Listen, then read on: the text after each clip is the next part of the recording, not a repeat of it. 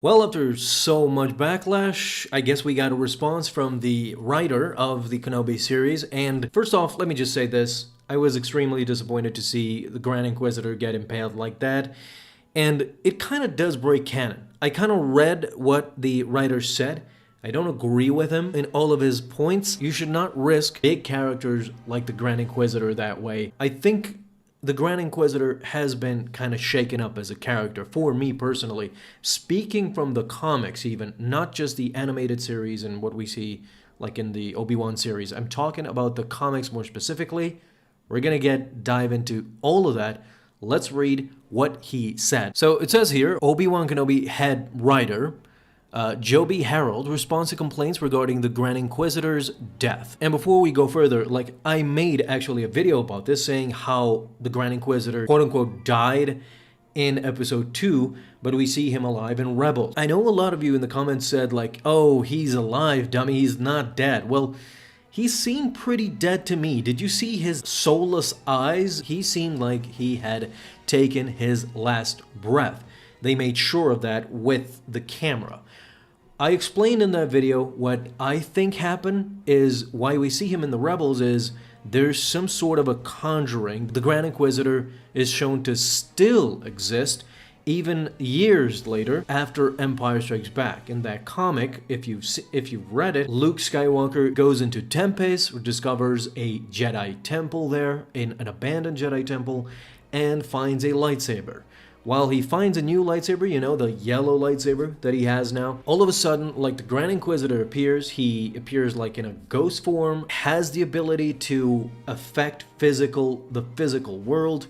He does fight with Luke, although Luke defeats him. There is a backstory there to where the Grand Inquisitor clearly died in Rebels, was absorbed by the explosion, but then again we see him alive in the comics years later. That was my logical thinking, but here's what the writer said. So, in a recent interview with Variety, Harold addressed the complaints regarding the Grand Inquisitor's death as it seemingly contradicted earlier established canon, right? When asked if the death broke canon, Harold implied that it did not, and that the show may address the incident in a later episode.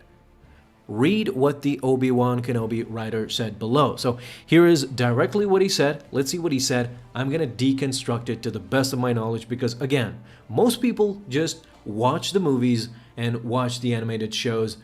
I go deep into the comics, guys, and that's why the comics are so important, because these guys are treating canon as a whole, from the comics to the shows to the movies. But that's a discussion for a later date. So far, this is what he said. Let's see here. The interviewer asks, in episode 2, Reva drives her lightsaber in her superior, the Grand Inquisitor, yet we saw him meet his end a different way in the animated Rebels show. Is there a break in canon there? He said, as you know, we would never break canon. Kanan's Order 66 survival. So that's all I'll say. Laughs. Canon is everything. Okay, I had a bit of a problem here. I know canon is everything, I understand that, and that's usually the case. But we've seen Dave Filoni sometimes break canon. If we're realistic here, and I have nothing against, trying new things. I love seeing these whole new different aspects of the Star Wars characters. Like, for example, I love seeing Obi-Wan being frail and weak right now because he should be.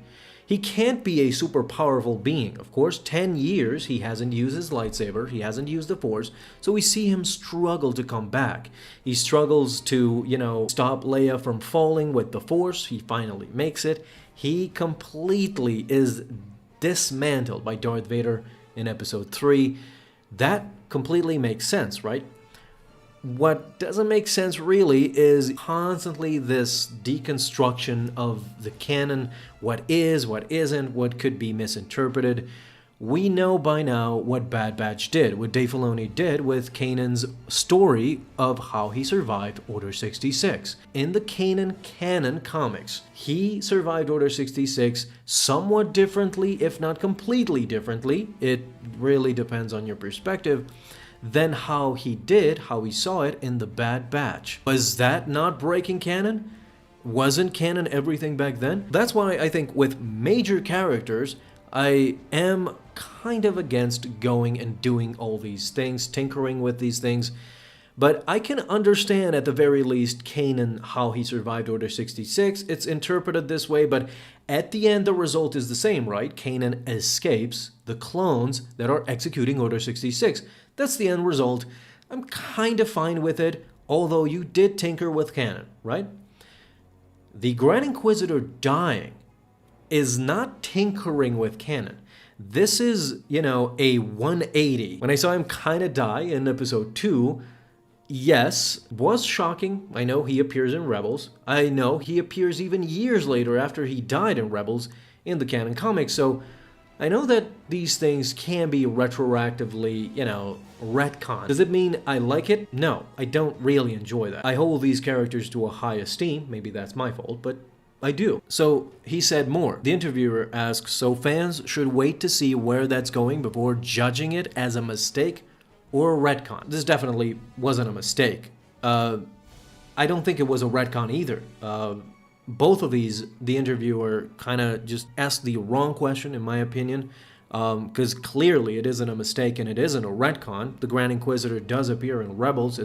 He's an integral part of that series, and he appears even years later in the comics. So Harold says, I can't speak to it beyond that.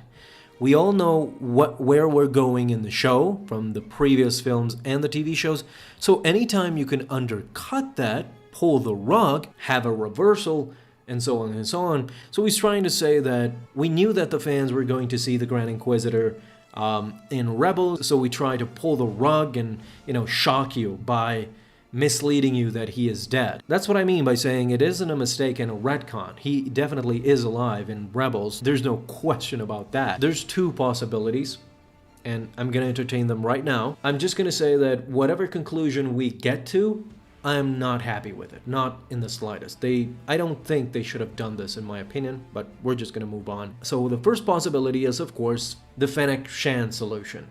She got shot in the gut, but I don't know how. Boba Fett sent him to a magnificent surgeon who repaired her completely. Now she's half man, half machine. She's alive. Great. There doesn't seem to be consequences that her stomach is made out of metal. Alright, we've seen half humans, half machines in Star Wars before. No biggie. All good. Or he could get the Sith alchemy deal. As I said in a previous video, I think that the Grand Inquisitor might be revived using Sith alchemy, and then we see him in Rebels. That's, I think, how Darth Vader trapped him in Tempest in the Jedi Temple, waiting to set a trap for Luke. Because in the comics, the Grand Inquisitor is alive as this ghostly figure that could actually affect the physical world. So definitely some sort of a magic was used to revive the Grand Inquisitor and put him in the Jedi Temple. So why not, the Grand Inquisitor is a half ghost, half physical thing in Rebels 2. You remember what I said before I started this? Both solutions are not ideal. If the Grand Inquisitor was impaled in the stomach and now we need to, revive him by Fennec Shanding him, I don't like those types of storylines with a character. I think it's just a cop-out in my opinion, but, whatever. And, of course, the Sith Alchemy one is the biggest and most craziest one.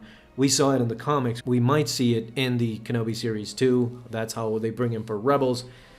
That's not a good solution for me either. It's kind of kooky and crazy. To end this all, this is why I hate these types of things. If you can revive Fennec Shand, if you can revive the Grand Inquisitor by just going into his guts and operating his old stomach and bringing him alive, whatever happened, it breaks the immersion, because why didn't they do this with other characters that died? Leaves room for error, just that's all I'm saying. I'm not being a crazy fan or anything like that, just, judging all these people. I love the Kenobi series so far, and as I said, I love this weak Obi-Wan because I know we're gonna get a strong Obi-Wan in the end. That's the arc, right? You can't get a strong Kenobi and end with a strong Kenobi. Obi-Wan is weak right now. He's going to become strong in the end. Was the writer vague with his response to the controversy? Yes, intentionally. He knows what he's doing, and they're going to reveal something later in the show, possibly episode 5 or 6. Yeah, guys, leave your thoughts down below in the comments. Thank you so much for watching. I'll see you in the next video, and may the Force be with you. Until then.